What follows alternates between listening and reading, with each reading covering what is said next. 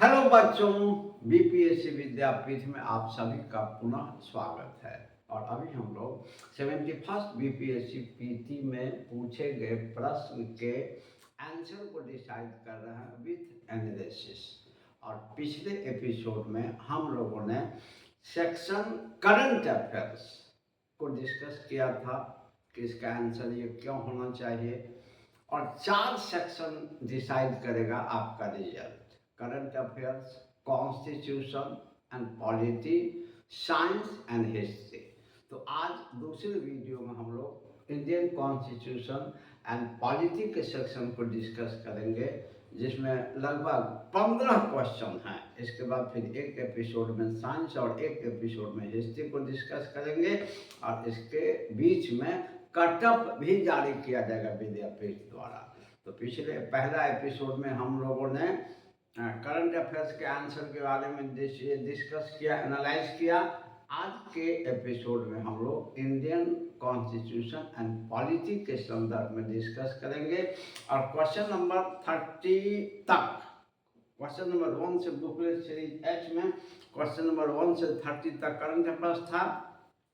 Question number 31 से 45 तक 15 प्रश्न जो हैं यह आपके इंडियन कॉन्स्टिट्यूशन से, और बहुत ही जटिल पोर्शन है यह, जिसमें क्वेश्चन नंबर 31 है कि लोकसभा के सचिवालय स्टाफ की नियुक्ति की शक्ति किसमें निहित है। तो आपके संविधान का, हमारे संविधान का अनुच्छेद 98(2)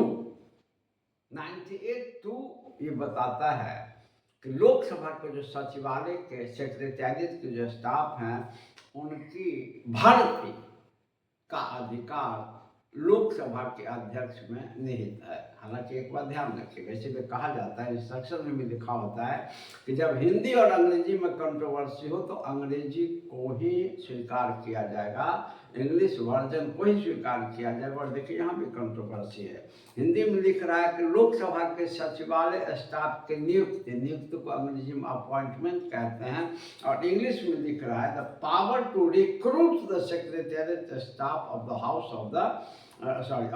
of the people is vested in. तो यहाँ पर रिक्रूट टर्म का यूज कर रहा है, जिसका अर्थ होता है भर्ती। तो इस संदर्भ में आर्टिकल 98 यह पावर लोकसभा अध्यक्ष को देता है, और लास्ट ऑप्शन है लोकसभा अध्यक्ष के परामर्श उपरांत राष्ट्रपति में। तो आंसर डी हो जाएगा। तो क्वेश्चन नंबर 31 का आंसर हो जाएगा बच्चा लोग डी। क्वेश्चन नंबर 32 कहता है भारत का महान्यायवादी राष्ट्रपति को विधिक मामलों में परामर्श देता। हम सभी जानते हैं कि आर्टिकल 76 में अटॉर्नी जनरल ऑफ इंडिया के बारे में कहा गया, और इसको first law officer of India, Bharat का प्रथम विधि अधिकारी भी कहा जाता है। और इसका काम है समय समय पर भारत की सरकार को सलाह देना, कानूनी परामर्श देना। तो पहला ऑप्शन है राष्ट्रपति को विधिक मामलों में, कानूनी लीगल मामलों में परामर्श देता है। सर्वोच्च न्यायालय के अतिरिक्त सुनवाई अर्थ नहीं है, यह है संसद के सदन की प्रक्रिया में भाग नहीं ले सकता है, सरकार का पूर्णकालिक सलाहकार नहीं है। तो पहला ही ऑप्शन इसका सही है कि राष्ट्रपति को विधिक मामलों में सलाह देता है। तो क्वेश्चन नंबर 32 का आंसर हो जाएगा बच्चों लोग ए। क्वेश्चन नंबर 32 का आंसर हो जाएगा ए। क्वेश्चन नंबर 33, भारतीय संविधान के विभिन्न सूचियों के निम्नलिखित विषयों पर विचार कीजिए। निम्नलिखित में से कौन विषय समवर्ती सूची में आते हैं। तो वन्य जीवों की सुरक्षा समवर्ती सूची, कंकरेंट लिस्ट में आते हैं। हम सभी जानते हैं कि संविधान की 7वीं अनुसूची में कानून बनाने के सभी विषयों या विधायी विषयों को 3 सूचियों में बांट दिया गया है: संघ सूची, सेंट्रल लिस्ट, राज्य सूची, स्टेट लिस्ट एंड समवर्ती सूची, कंकरेंट लिस्ट। तो समवर्ती सूची में कौन कौन विषय हैं उन पर है, सूची में आते हैं। तो वन्य जीव की सुरक्षा है, कृषि पर आय नहीं है, स्टेट लिस्ट का चीज है, इसके बाद विद्युत उपभोग अथवा बिक्री कर, यह भी स्टेट लिस्ट का सब्जेक्ट है। और मूल्य नियंत्रण, प्राइस कंट्रोल, यह भी कंकरेंट लिस्ट का है। तो पहला और चौथा ये दोनों कंकरेंट लिस्ट का है। तो ऑप्शन बी में 1 और 4 है, इसीलिए क्वेश्चन नंबर 33 का आंसर हो जाएगा बच्चा लोग बी। क्वेश्चन नंबर 34, निम्न में कौन सा नीति निर्देशक तत्व गांधीवादी सिद्धांतों के अनुरूप नहीं है? तो पहला है ग्राम पंचायतों का गठन, यह बिल्कुल है। ग्राम पंचायत का गठन गांधीवादी विचार से प्रभावित है, क्योंकि गांधी ने राष्ट्रीय आंदोलन के दौरान ग्रामवाद या ग्राम स्वराज की अवधारणा दी थी, और इसी पर आधारित है ग्राम पंचायत का गठन, जिसका उल्लेख आर्टिकल 40 में है नीति निर्देशक तत्व में। तो ये होगा समान नागरिक संहिता, कॉमन सिविल कोड। ये गांधीवादी थॉट से रिलेटेड नहीं है, इसीलिए कॉमन सिविल कोड कहता है कि पूरे भारत के सभी नागरिकों के लिए एक जैसी संहिता होनी चाहिए, और इसका गांधीवादी विचारधारा से कोई लेना देना नहीं है। और ग्रामीण क्षेत्र में कुटीर उद्योगों को प्रोत्साहन, निश्चित रूप से गांधी बाबा लघु और कुटीर उद्योग के समर्थक थे, और कहा करते थे कि भारत की आत्मा गांव में बसती है, और गांव में लघु और कुटीर उद्योग का विकास यदि होगा तो गांव का विकास होगा। और चौथा है काम का अधिकार, निश्चित रूप से गांधी बाबा काम के अधिकार के समर्थक थे। तो इसमें पूछ रहा है कि गांधीवादी सिद्धांत के अनुरूप नहीं है, तो केवल समान नागरिक संहिता नहीं है, बाकी के तीनों हैं। तो क्वेश्चन नंबर 34 में ऑप्शन ए में केवल 2 है, तो अनडाउटेडली क्वेश्चन नंबर 34 का आंसर हो जाएगा बच्चा लोग ए। क्वेश्चन नंबर 35, निम्नलिखित में से कौन सा युग्म सुमेलित नहीं है? शपथ का प्रारूप, तीसरी अनुसूची, बिल्कुल third schedule of the constitution में राष्ट्रपति, उपराष्ट्रपति, ये जजेज वगैरह का शपथ ग्रहण का प्रारूप क्या होगा, उसका उल्लेख है। राज्यसभा में सीटों का आवंटन, किस राज्य को राज्यसभा में या राज्यसभा में विभिन्न राज्यों को जो सीट दिए जाते हैं, प्रतिनिधित्व आवंटित किए जाते हैं, उनका उल्लेख शेड्यूल 4 में है, ये सही है। अनुसूचित क्षेत्रों का प्रशासन, छठी अनुसूची, नहीं ये गलत है। अनुसूचित क्षेत्रों का प्रशासन, नोटिफाइड एरिया का एडमिनिस्ट्रेशन जो होता है शेड्यूल नोटिफाइड एरिया का, वो आपको 5वीं अनुसूची में है। और छठी अनुसूची में पूर्वोत्तर राज्य के जनजातीय क्षेत्रों का प्रशासन है, तो ये मेल नहीं खाता है। और संघ सूची 7वीं अनुसूची में, अब यह भी कहा 7वीं अनुसूची में संघ सूची, राज्य सूची और संवर्ती सूची का विवरण है, इसमें मैच नहीं करता है सी अनुसूचित क्षेत्रों का प्रशासन, क्योंकि इसमें छठी अनुसूची है और होना चाहिए 5वीं। तो क्वेश्चन नंबर 35 का आंसर हो जाएगा बच्चा लोग सी। क्वेश्चन नंबर 36, केंद्र सरकार के बारे में निम्न कथनों पर विचार कीजिए। 1 है मंत्रालय तथा विभागों का निर्माण प्रधानमंत्री द्वारा कैबिनेट सचिव के परामर्श से होता है। भारत के संविधान के अनुच्छेद 77 में यह प्रावधान है कि किसी भी नवीन मंत्रालय अथवा विभाग के गठन का अधिकार राष्ट्रपति को होगा। तो कोई भी नया विभाग केंद्रीय मंत्रालय में, केंद्र में किसी भी नवीन मंत्रालय अथवा विभाग का गठन प्रेसिडेंट का पावर है, ना कि प्राइम मिनिस्टर का या कैबिनेट का, तो गलत हो गया। और दूसरा है प्रत्येक मंत्री को मंत्रालय राष्ट्रपति द्वारा प्रधानमंत्री के परामर्श पर आवंटित किए जाते हैं, नहीं ये भी गलत है। इसीलिए संविधान कहता है कि मंत्रियों की नियुक्ति या राष्ट्रपति द्वारा जरूर की जाएगी, लेकिन यह भी प्रधानमंत्री के सलाह पर। लेकिन किस मंत्री को कौन सा पोर्टफोलियो मिलेगा, कौन सा डिपार्टमेंट मिलेगा, कौन सा मिनिस्ट्री मिलेगा, it must be decided by the prime minister of India. Hence both are wrong, दोनों गलत है। तो आंसर हो जाएगा क्वेश्चन नंबर 36 का डी। ना तो एक सही है और ना ही 2 सही है, तो क्वेश्चन नंबर 36 का आंसर हो जाएगा बच्चा लोग डी। क्वेश्चन नंबर 37 ये पूछता है कि राज्य विधायिका की कार्यवाही के बारे में क्या सत्य है। तो पहला है, महाधिवक्ता को मत देने का अधिकार है। देखिए एक्चुअली क्या है, जैसे केंद्र में होता है महान्यायवादी जिसको अटॉर्नी जनरल कहते हैं, वैसे राज्य में होता है महाधिवक्ता जिसको एडवोकेट जनरल कहते हैं। और इसको राज्य विधायिका की कार्यवाही में भाग लेने का अधिकार है, लेकिन मत देने का अधिकार नहीं है। तो ये गलत है। विधायक भी है, विधायिका में कार्य केवल राज्य की सरकारी भाषा में अथवा हिंदी अथवा अंग्रेजी में निष्पादित किए जाएंगे, ये सही है। किसी भी स्टेट के लेजिस्लेटिव में जो वर्क होगा वो ऑफिशियल लैंग्वेज में और हिंदी अथवा अंग्रेजी में होगा, तो ये सही है। तो निश्चित रूप से आगे भी गलत हो जाएगा। जैसे सी में है, यह किसी उच्च न्यायालय के न्यायाधीश के आसन पर चर्चा नहीं। बाप रे बाप, संविधान कानून छेद 211 लिखता है कि विधायिका में हाई कोर्ट न्यायाधीश के आसन की चर्चा नहीं होगी, तो गलत है। और डी भी गलत है। तो क्वेश्चन नंबर 37 का आंसर हो जाएगा बी, क्योंकि ये सही ऑप्शन को पूछ रहा है। तो क्वेश्चन नंबर 37 का आंसर हो जाएगा बी। क्वेश्चन नंबर 38, भारतीय संविधान मौलिक अधिकारों पर औचित्यपूर्ण प्रतिबंध का प्रावधान करता है, क्योंकि लेकिन तो औचित्य को ध्यान में रखना चाहिए। ये तो क्वेश्चन समझने की चीज़ है। बहुत सारे बच्चे तो प्रश्न समझते भी नहीं होंगे जिन्होंने ठीक से नहीं पढ़ा है। अब वो बीपीएससी नहीं रहा जो रट्टा मार, अब तो इसका कटअप भी बहुत गिरने की संभावना है। वैसे कल विद्यापीठ अपनी तरफ से इसके कटअप को जारी करेगा और फिर इसके बाद 2 और एपिसोड जिसमें साइंस और फिर ये हिस्ट्री को एनालाइज करेगा कि आंसर क्या होना चाहिए।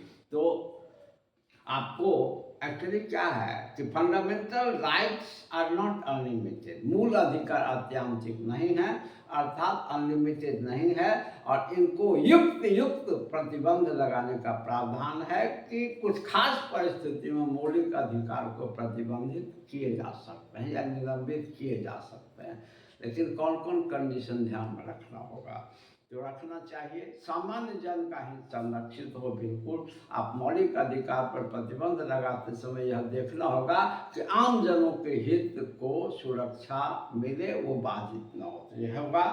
और विद्यमान सामाजिक मूल्य एवं सामाजिक आवश्यकताएं अवरोध न हो। Social value and social need में किसी प्रकार का डिस्टर्बेंस नहीं हो। आप किसी भी तरह का अगर प्रतिबंध लगाती है न्यायपालिका या किसी भी स्थिति में प्रतिबंध लगाया जाता है मूल अधिकार पर, तो ध्यान में रखना होगा कि सोशल वैल्यू एंड सोशल जो इंटरेस्ट है इसमें किसी प्रकार का डिस्टर्बेंस नहीं हो। पहला और दूसरा को ध्यान में रखा जाएगा। राज्य के नीति निर्देशक सिद्धांत को नजरअंदाज किया जा सकता है, सही है। सामूहिक हित बृहत्तर नहीं है, बिल्कुल सही है। सामूहिक हित बृहत्तर नहीं है, इसमें आपको ये ध्यान में रखने की जरूरत नहीं है, क्योंकि सामूहिक हित एक्चुअली बृहत्तर होता है। तो इसमें है कि किन किन चीज़ों को ध्यान में रखा जाता है उस पर प्रतिबंध लगाने के दौरान। तो पहला है कि सामान्य जन का हित संरक्षित हो, सुरक्षित रहे, और सामाजिक मूल्य और सामाजिक आवश्यकताओं में किसी प्रकार का अवरोध या बाधा न हो। प्रतिबंध लगाने के दौरान इन दोनों चीज़ों पर विशेष रूप से ध्यान में रखना होता है कि डिस्टर्ब न हो। तो इसका होगा 1 और 2। तो क्वेश्चन नंबर 38 का आंसर हो जाएगा बी। क्वेश्चन नंबर 38 का आंसर हो जाएगा बी। एक्चुअली होता क्या है, ये सबको बढ़िया से समझने के लिए थोड़ा और एनालिटिकल वे की ज़रूरत होती है, जो क्लास में हो पाता है। लेकिन यूट्यूब पर बहुत लंबा चीज़ समझाना दिक्कत में आ जाती, मैंने परेशानी होती है।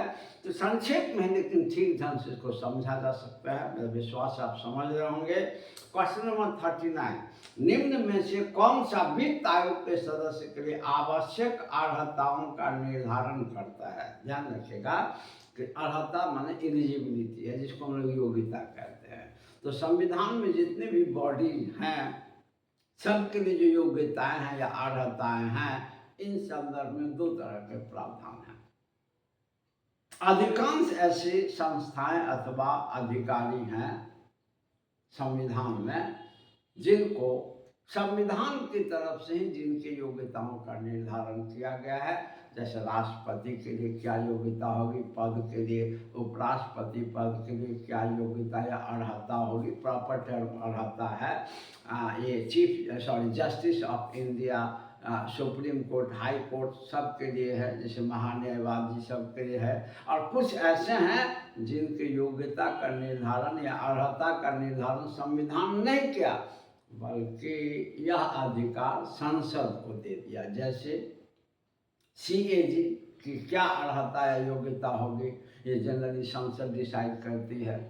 और फाइनेंस कमीशन के मेंबर्स और चेयरमैन की क्या अर्हता होगी, यह भी डिसाइड करने का पावर संसद को है, जो ऑप्शन C में है। और याद रखिएगा अनुच्छेद 280 और वित्त आयोग अधिनियम 1951 के अनुसार ये फाइनेंस कमीशन के मेंबर्स के एलिजिबिलिटी को डिसाइड करने का पावर कॉन्स्टिट्यूशन ने यूनियन पार्लियामेंट को दे रखा है। इसीलिए क्वेश्चन नंबर 39 का आंसर हो जाएगा बच्चा लोग C। क्वेश्चन नंबर 39 का आंसर हो जाएगा C। क्वेश्चन नंबर 40, निम्नलिखित कथनों पर विचार कीजिए। ये जो क्वेश्चन ऐसा पूछा है, एकदम UPSC से भी पैटर्न अलग, लगभग वो पैटर्न आ गया है। जैसे UPSC पर 50% में सिलेक्शन होता है ना, हमारा BPSC में भी लगभग यही स्थिति होगी। कटअप बहुत नीचे जाएगा और ये होना चाहिए, तभी पता चलेगा कि विद्यार्थियों का स्टैंडर्ड क्या है और पढ़ाई का वैल्यू बढ़ेगा, जो गजेटेड लेवल की होनी चाहिए। मेंस हर समय बिहार का एकदम लेवल मेंटेन करता है BPSC का, लेकिन PT के लेवल को बीच में गड़बड़ा दिया गया था। अब बहुत अच्छा हो गया, पढ़ाई का वैल्यू रहेगा और जो थॉरो पढ़ेंगे उन्हीं का होगा। इवन कि टीचर वगैरह सब में भी देखिए तो वही कंडीशन बना हुआ है। इसलिए ये क्वेश्चन बहुत ही स्तरीय है और इसको समझने की बात है। पहला कहता है सदन को आहूत करने का अर्थ दीक्षांत है। यहाँ दीक्षांत का अर्थ नहीं समझते हैं, अंग्रेजी पढ़ के देखिए। Consider the following statements, the summoning of the house means convocation. लो यहाँ कॉन्वोकेशन का मतलब होता है सत्रावसान, और आहूत मतलब बुलाना। तो आहूत करने का मतलब सदन की बैठक को बुला के शुरू करना होता है, ना कि सेशन को ऑफ करना होता है।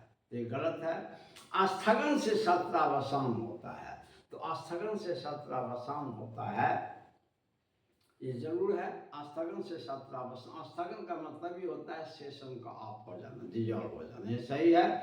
विघटन सदन को समाप्त करता है, बिल्कुल ये भी सही है। अगर विघटन डिजॉल्व हो गया तो कोई भी सदन समाप्त हो जाता है। लेकिन ध्यान रखेंगे, विघटन की बात जब आती है तो दो तरह के सदन होते हैं, केंद्र में और राज्य में। केंद्र में लोकसभा और राज्यसभा, और राज्य में विधानसभा और विधान परिषद। तो स्थगन की बात चारों सदन के लिए लागू नहीं होता है। सत्रावसान माने बैठक का समाप्त होना, सेशन का समाप्त होना, और आहूत यानी सत्र को आरंभ करना, यह चारों सदन के लिए लागू होगा, केंद्र में दोनों और राज्य में दोनों। लेकिन जब सदन को स्थगित करने की बात होगी, आप सभी जानते हैं, भंग कर समाप्त करने की बात होगी, तो समाप्त विधानसभा को किया जा सकता है, विधान परिषद को नहीं। आप पढ़ते हैं यह अस्थायी सदन है। और केंद्र में अस्थायी सदन राज्यसभा है, तो अस्थायी सदन को भंग नहीं किया जा सकता है। तो सदन को समाप्त करने की अवधारणा दो ही सदन से रिलेटेड है, लोकसभा केंद्र में और राज्य में विधानसभा से। तो ये कहता है कि विघटन, अगर विघटन हो गया तो निश्चित रूप से सदन समाप्त हो जाएगा, ये भी सही है। और 4 है स्थगन सदन के नेता द्वारा अकेले किया जा सकता है, नहीं, सदन के नेता द्वारा अकेले स्थगन, सदन के नेता द्वारा स्थगन किया जा सकता है। Very good. अकेले सदन का जो नेता होता है, जैसे पूछता है कि लोकसभा का नेता कौन होता है, लोकसभा सदन है, तो लोकसभा का नेता कौन होता है? लोकसभा का नेता होता है आपको प्रधानमंत्री। और यहाँ पर दिए हुआ है कि सदन के नेता, यहाँ पर एक बड़ा ही ये कंट्रोवर्शियल चीज है। और यहाँ पर एक देखिए दे रहा है, prorogation of a session can be defected by the leader of the house alone. Actually क्या है कि यहाँ डिनोट ये कर रहा है, वैसे थियोरेटिकली लोकसभा का नेता प्रधानमंत्री होता है, लेकिन थ्योरेटिकली होता है, और एप्लीकेशन में व्यवहार में यह लोकसभा के अध्यक्ष को कह रहा है। तो सदन स्थगन सदन के नेता द्वारा के लिए किया जा सकता है, ये सही है। और पूछ रहा है कि इनमें कौन सा सही नहीं है। तो पहला वाला सदन को आहूत करने का अर्थ दीक्षांत है, ये सही नहीं है। दीक्षांत माने होता है 17 ये गलत है। और दूसरा स्थगन से 17 होता है, सही है। और तीसरा होता है विघटन सदन को समाप्त करता है, विघटन सदन को समाप्त करता है। बहुत ही कंट्रोवर्शियल एक क्वेश्चन है। तो इस अकॉर्डिंग विघटन सदन को समाप्त करता है। तो इसके अकॉर्डिंग ये आपको विघटन सदन को समाप्त करता है।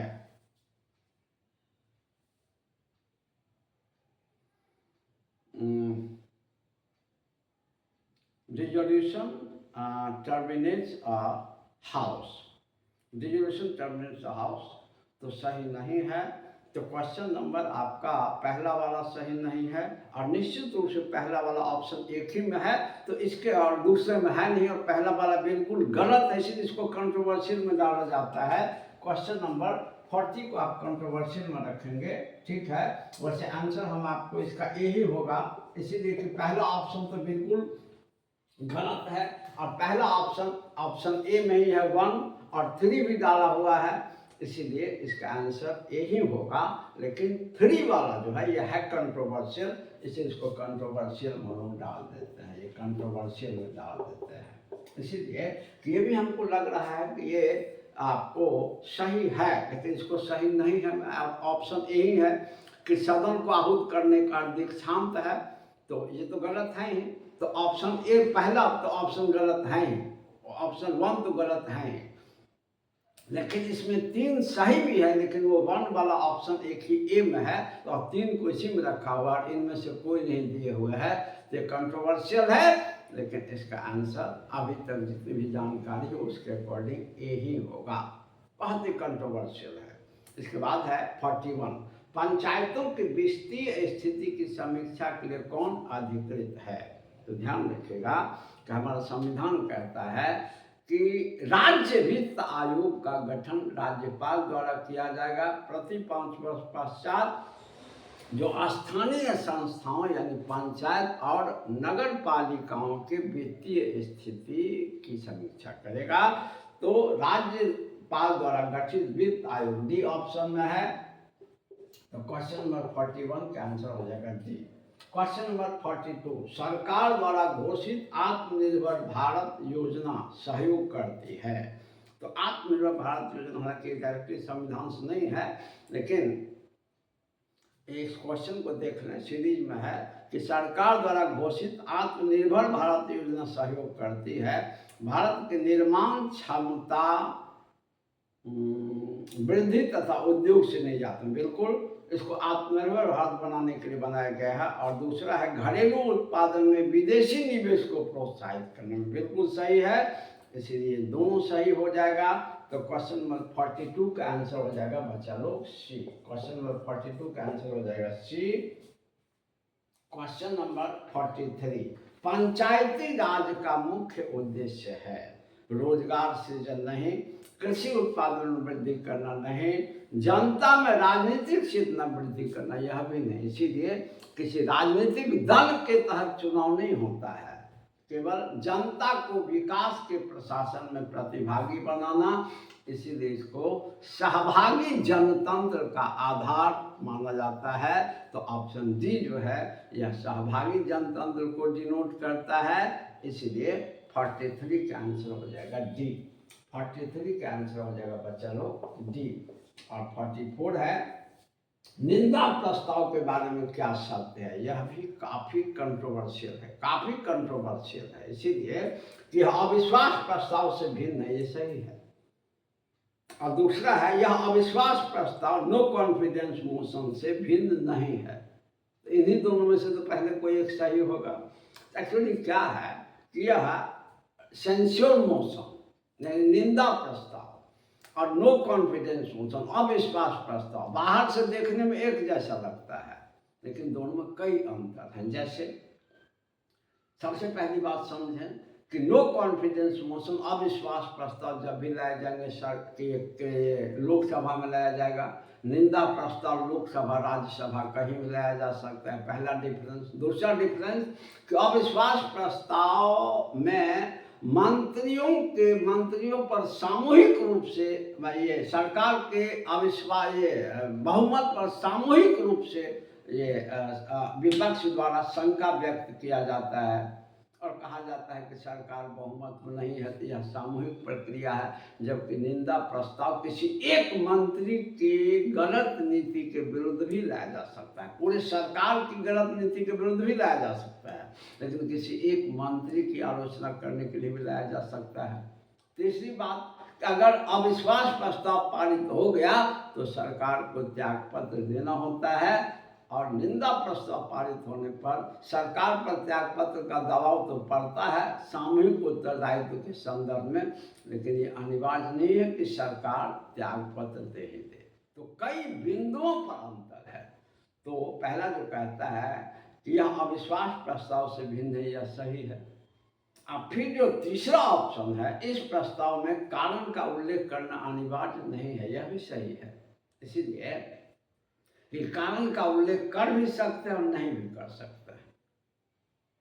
तो इसमें दो सही है मेरे अनुसार, पहला ये और तीसरा। लेकिन क्या है कि इसमें चूंकि क्या है कि पहला ही ऑप्शन आपको ज़्यादा सूटेबल है, पहला ही ऑप्शन ज़्यादा सूटेबल है। तो इसमें दो क्वेश्चन बहुत कंट्रोवर्शियल है, जिसमें एक हमने लिखा आपको 40 में जो बताया कि चूँकि पहला वाला ही मेरे अनुसार सही नहीं है और तीसरा वाला सही है, लेकिन चूँकि पहला वाला में तीसरा वाले को रखे हुए है तो निश्चित रूप से आंसर वही लेना होगा, कंट्रोवर्शियल है।